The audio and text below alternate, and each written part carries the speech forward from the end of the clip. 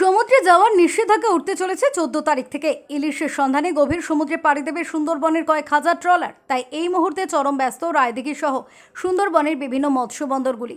ট্রলারগুলিতে মাছ ধরা জাল থেকে শুরু করে তেল ও বরফ সহ বিভিন্ন সামগ্রী মজুত করার কাজ চালাচ্ছে মৎস্যজীবীরা।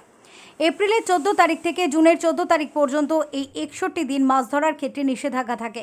মূলত এই 2 মাস ইলিশের প্রজননের সময় থাকার কারণে সমস্ত মাছ ধরার উপরেই নিষেধাজ্ঞা জারি করে মৎস্য দপ্তর। সেই নিষেধাজ্ঞা এবার উঠতে চলেছে আর কয়েকটি দিনের অপেক্ষা। কিছুদিন পরই ভোজন রসিক বাঙালির পাতে আসতে চলেছে ইলিশ মাছ। এই বিষয়ে মৎস্যজীবীরা মনে করছে ভালো পরিমাণে ইলিশ পাওয়ার সম্ভাবনা তৈরি হয়েছে। এবার সমুদ্রে রূপলি শস্য ভালো পরিমাণ ধরা সম্ভব হবে বলে আশায় বুক বাঁধছে সুন্দরবনের মৎস্যজীবীরা।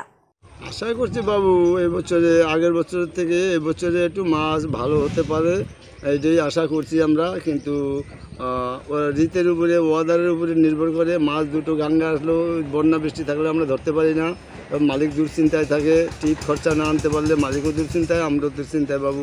এই কোনো রকম চলে। আর টোটাল ট্রলার একটা এখন এই অবস্থায় এই মালিকের ছাড়তে গেলে মিনিমাম টোটাল মাঝির দাদু নেওয়া, লেবার শ্রমিক নেওয়া মিনিমাম 35 থেকে 40 লক্ষ টাকার দরকার বাবু। এখন প্রথম মাছের আশা তো আমাদের ওদের উপর নির্ভর করে। যত সাইক্লোন হবে এবং অবসরে যত জলের উৎপন্ন হবে, যত ঝড় বৃষ্টি হবে তত মাছটা বেশি হয়, আর ঝড় বৃষ্টি কম হলে মাছটা কম হয়। এইভাবে তো আমাদের চলছে সারা জীবন। আর এই এখন যা দ্রব্যমূল্যের দাম বেড়ে গেছে, তেলের দামটা বেড়ে গেছে, জাল সুতোর দাম বেড়ে গেছে, শ্রমিকের মূল্য বেড়ে গেছে। এ তো মানে ইলাহি কারখানার মতো চলছে এখন। কিন্তু সেই হিসাবে তো পয়সা আসে না মাছ না থাকলে।